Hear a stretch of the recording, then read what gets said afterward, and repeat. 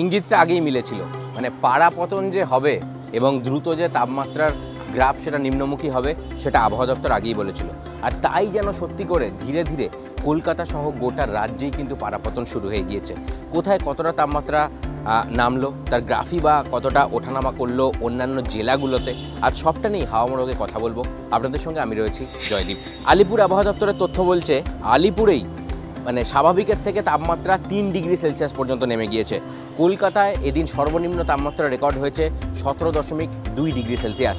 একদিন আগেই মানে গতকালই কিন্তু তার যে সর্বোচ্চ তাপমাত্রা যা ছিল 28 ডিগ্রি সেলসিয়াসের কাছাকাছি।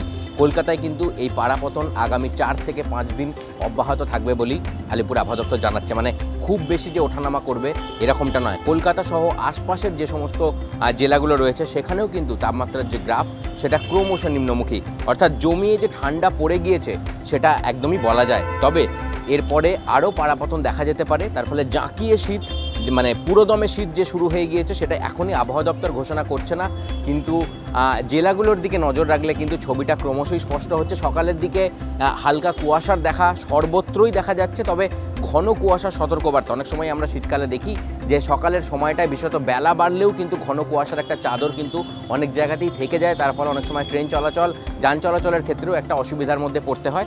তবে ঘন কুয়াশার সতর্কবার্তা কিন্তু এই মুহূর্তে আবহাওয়া দপ্তর দিচ্ছে না। তবে আকাশ কিন্তু পুরো মাত্রাতেই পরিষ্কার থাকবে।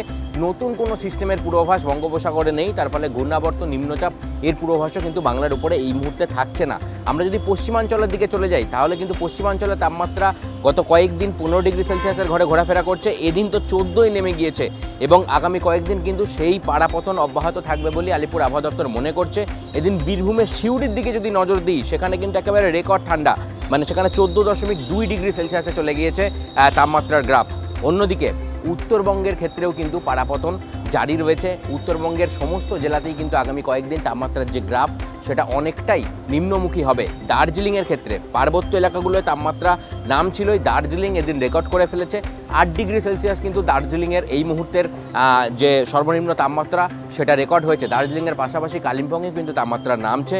পাশাপাশি উত্তরবঙ্গের নিচের দিকের যে জেলাগুলো রয়েছে জলপাইগুড়ি, কোচবিহার, মালদহ, দিনাজপুর এই সমস্ত জেলাগুলোতেও কিন্তু তাপমাত্রার গ্রাফ রীতিমতো নিম্নমুখী রয়েছে। উত্তরবঙ্গের ক্ষেত্রেও কিন্তু নতুন কোনো সিস্টেমের পূর্বাভাস এই মুহূর্তে নেই, তার ফলে উত্তরবঙ্গের যে জেলাগুলো রয়েছে সেইখানেও কিন্তু দক্ষিণবঙ্গের মতো বৃষ্টির পূর্বাভাস এই মুহূর্তে থাকছে না। গোটা রাজ্যেই কিন্তু উত্তরে হাওয়ার যে দাপট সেটা ক্রমশ বেড়ে চলেছে, সেই সঙ্গে পশ্চিমে হাওয়ার যে দাপট সেটাও বাড়ছে। তার ফলে কিন্তু ঠান্ডার যে আমেজ সেটা ভালো মতোই অনুভূত হচ্ছে, সেটা ক্রমশ আরও বাড়বে।